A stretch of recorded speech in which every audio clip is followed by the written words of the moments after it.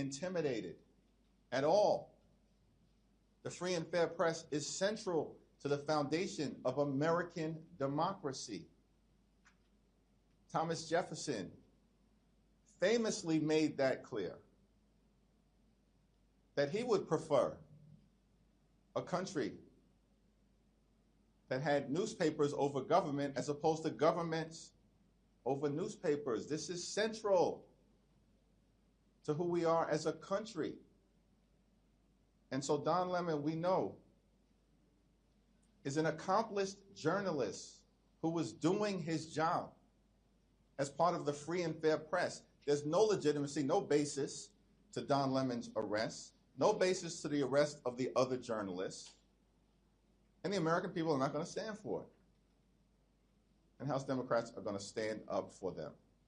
And the rights of the free and fair press as central to American democracy and our values in terms of who we are. But how? I issued a statement as it relates to where we are right now. It just happened. And so we haven't had an opportunity, even as members of Congress, to talk to each other about next steps. But of course, next steps will be forthcoming. Thank you, Mr. Leader. I'm sure you've been monitoring what's going on in the Senate. What's your reaction to the fact that there's not a deal yet with the government deadline looming? Do you have any plans to speak to Speaker Johnson between now and when the House gets back? And do you think that 2 weeks is enough time to negotiate the reforms that you're looking for? I know that there's a lot there. So we have to deal with the issue of reining ICE and the Department of Homeland Security in with the fierce urgency of now. And a 2-week window will evaluate whether that's sufficient time, but there's urgency to dealing with this issue. Because ICE, as we've seen, is out of control, and the American people know it. The American people know that the Trump administration on all of the things has gone too far. And that taxpayer dollars should not be used to brutalize the American people, and in some instances, kill them. So this is something that has to be addressed. And, you know, Democrats in the Senate, led by Chuck Schumer, supported by the House, made a clear demand. Separate out the 5 bills that clearly have bipartisan support. And then separately, we can deal with making sure that ICE is brought under control in a variety of different ways, including our demand, which we will not walk away from, which is that judicial warrants should be required before ICE can storm homes and rip people out of their cars. Judicial warrants. The masks have to come off. And body cameras need to be turned on for everyone. There should be an explicit prohibition on the detention and deportation of American citizens, period, full stop. And lawless agents who are brutalizing everyday Americans and law-abiding immigrant families, targeting them violently in violation of the law, should be investigated and prosecuted independently of the Department of Justice. We cannot trust the Department of Justice. They're an illegitimate organization right now under the leadership of Pam Bondi and the direction of Donald Trump. And so, if anything, the events of today reinforce, as it relates to the Department of Justice targeting journalists and part of the free and fair press, that the Department of Justice cannot be trusted to freely and fairly work through the criminal justice system. And it reinforces our demand that agents who violate the law should be investigated and prosecuted independent of the Department of Justice and the Trump administration and state and local officials. It should be made clear that they have the investigative and prosecutorial authority to go after any rogue actors who are part of ICE, CBP, or the Department of Homeland Security. Leader Jeffries. Yeah. Yeah, sir. Thank you so much for your time. could I ask you your reaction to the Republicans' new voter integrity plan, the mega bill, and are there any provisions that the Democrats could support there? It's a dead on arrival bill. They know it. Listen, voter suppression is part of the Republican plan to try desperately to hold on to power. Republicans, since the beginning of this administration, have been losing elections all across the country. They've been wiped out electorally. The American people know that it's Democrats who are focused on making their life better, driving down the high cost of living, and fixing our broken healthcare system. And it's Republicans who have unleashed this extremism and brutality on the American people and this assault on the American way of life, our values and our democracy, and have had enough of it. And so Republicans are playing games, just like was evidenced by the unprecedented FBI raid in Fulton County, Georgia. Republicans don't want a free and fair election because they know when that happens, and will ensure that it happens, they're going to lose. They're going to lose the House. They're going to get crushed all throughout America. So the latest voter suppression bill is not a serious thing.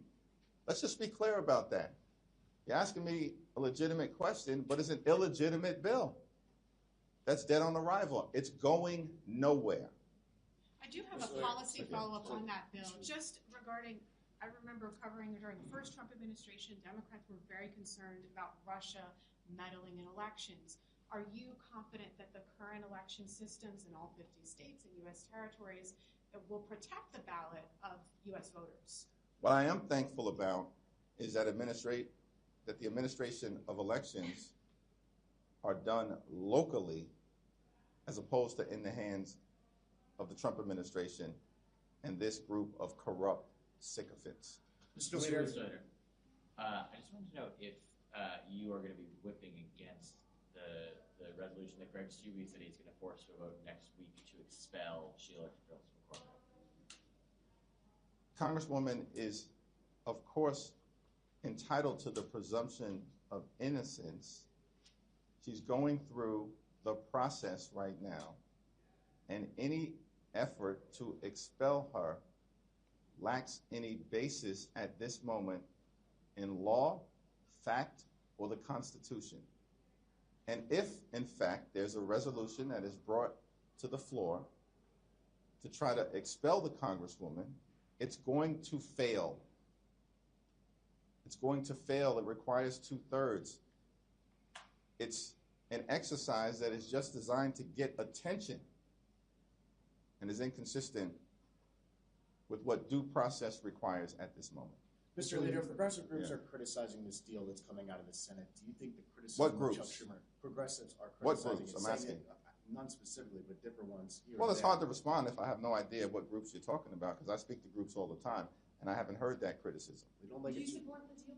Thanks. I haven't, there's no agreement that's been before us right now. Lindsey Graham apparently is holding up the agreement, threatening to shut down the government, because apparently Senate Republicans still support using taxpayer dollars to brutalize American citizens. And on top of it, to make matters worse, apparently Lindsey Graham wants access to a multi-million-dollar taxpayer-funded slush fund. That's insanity. So the Senate has to do its thing before we have anything to evaluate. But I'm going to remain in close contact with Leader Schumer, and hopefully they'll get something done today. Leader, you said that you were supportive, the House Democrats are supportive of breaking the bills apart, though, and doing the 5 alongside a short-term CR for Homeland. Do you see any problem? Now, what I said, just to be clear, what I said is that we demanded from the very beginning, which John Thune said would never happen. John Thune said it's not happening. Then he brought the entire package together to the Senate floor yesterday, and it failed spectacularly. Notwithstanding what John Thune said, which is the bills are not going to be separated out. They will be separated out. We made that demand, and it's happening. And Donald Trump has agreed to that, apparently. So that's what we're supportive of. In terms of evaluating the path forward relative to the Department of Homeland Security legislation, we're going to have to evaluate what the real opportunity is to get dramatic change at the Department of Homeland Security. It needs to be bold, it needs to be meaningful, and it needs to be transformative. And absent a path toward accomplishing dramatic change and making sure that ICE and DHS are conducting themselves like every other law enforcement agency in the country, then Republicans are going to cause another government shutdown. But you've had dozens of Democrats that said they won't give another penny for ICE. Do you see any problems passing the stopgap on Homeland Security if that comes back to the House? Do you think that Democrats will be forced to carry the water if they bring that up? It all depends on, well, are you talking about a continuing resolution? Yeah, like a 2-week stopgap on a Homeland bill. Well, it all depends on how people interpret, a continuing resolution. If it's 2 weeks, that's a freeze on ICE funding. That's not an additional amount being given to ICE. That's a freeze on ICE funding. But we'll have to evaluate whatever comes together once Lindsey Graham stops his temper tantrum, and clearly is going to have to drop his objection because of his obsessive quest to get this multi-million-dollar slush fund. This is insanity. This is who the Republicans have become. Why aren't they focusing on making life better for the American people? We are. We want to promote the health, the safety, and the economic well-being of everyday Americans. That's what the appropriations process is all about. But Republicans are making it about themselves and their billionaire donors rather than keep the American people safe. Chip Roy and some House Republicans have said that if DHS funding comes back on the table, they have some demands. How do you plan to get this new final product to be both severe enough that your caucus feels comfortable with it and also not get completely held up by House Republicans? The demands being made by far-right extremists in the House Republican Conference are going nowhere. And if for whatever reason Speaker Johnson bends the knee to the far right, then Republicans are going to shut the government down because they would apparently have zero interest in getting ICE and the Department of Homeland Security under control, which their own voters are demanding happen. Their own voters.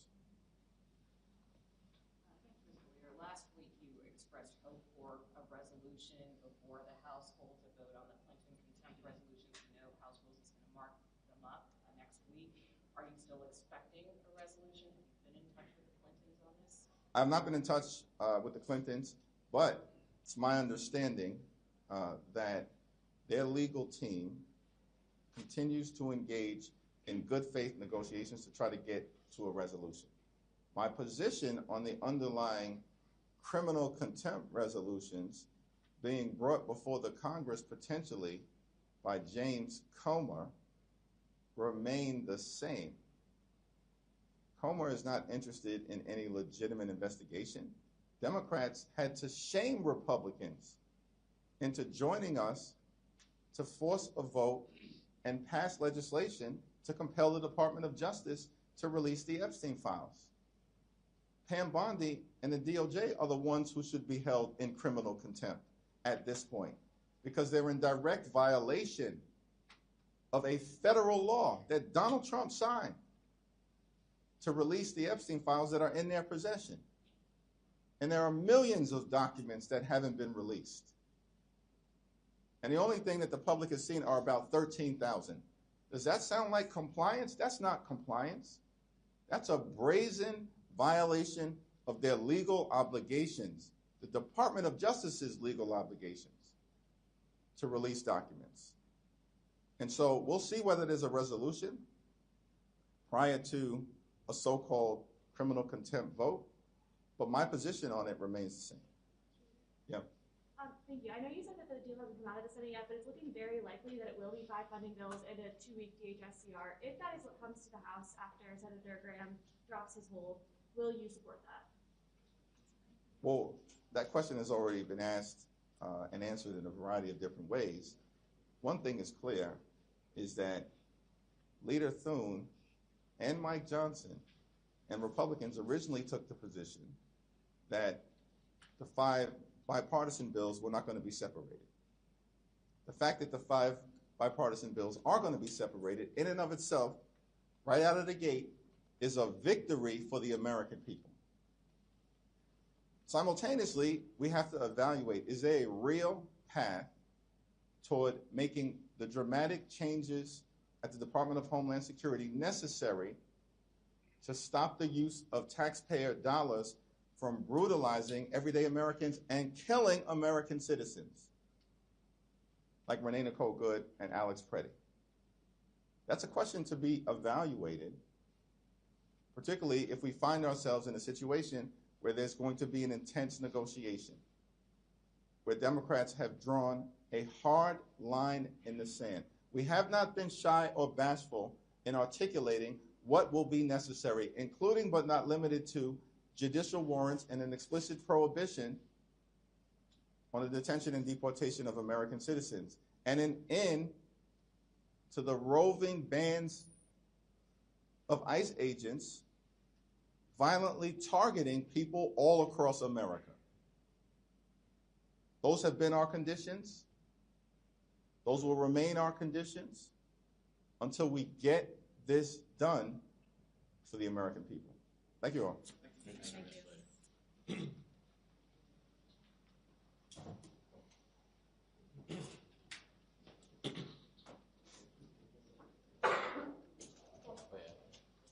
Thank you, Paul. I forget my